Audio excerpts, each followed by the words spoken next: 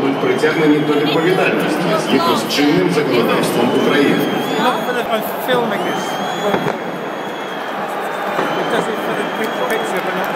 Разом з командою Олімпійський!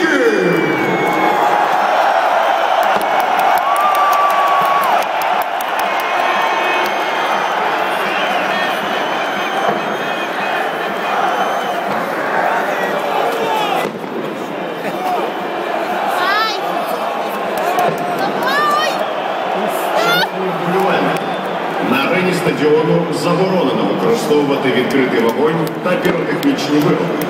Нагадуємо вам, що на стадіоні встановлені камери відеоспостереження. При недотриманні правил і вимог особи будуть притягнені до відповідальності згідно з чинним законодавством України.